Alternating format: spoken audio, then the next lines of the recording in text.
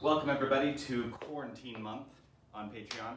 So I'm going to give you some things that you can practice by yourself and then eventually add into either partner dancing or solo dancing, and I'll show you different options for that. First, we're going to do a styling that I like to do in both Balboa and Lindy Hop. So this one can be done as a leader or follower in either dance. Just going over the basic idea of it. So we're going to do a little rounded leg, kind of a little shoot out there, and it can be done on both sides. So what's going to happen is, first of all, we're going to take this right foot, we're going to bring it around, and it's going to replace underneath, and the left foot's going to shoot out, but we're keeping our weight on that right foot. So showing it around and out. Now as we do that, what's going to happen is, you see when I'm moving this around, is that my shoulder's going to open up when I do the switch on the and out. So we have around and out. So it has a little opening up. If I just do it without that, it doesn't quite look right, so I'm going to open up with that effect. Now I can do the exact same thing with that other leg, around and out. So I have around and out.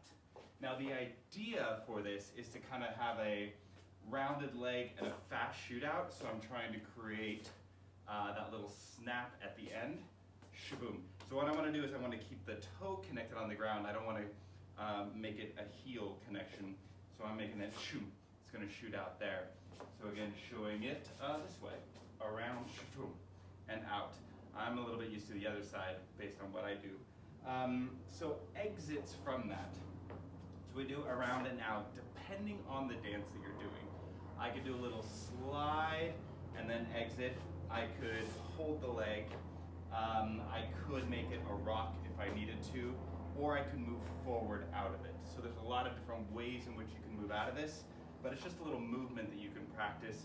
Say for example, if you're doing Charleston, you could have a little boom, around and out, have a little snap there. For Lindy Hop, for example, I could go as a leader, 1, 2, 3, 4, 5, 6, 7, 8. So I have that little finish touch as a leader on the end of a swing out. I could do the same thing as a follower. 1, 2, 3, 4, 5, 6. And I'm kind of turn a little bit into my arm so I can have that 7, 8, that rounding open. And then depending on where you're being let out of, I can have that 1, 2, or I could slide up 1, 2. So just kind of know how you want to move out of that. And then of course, for bow swing, I like to do this on throwouts.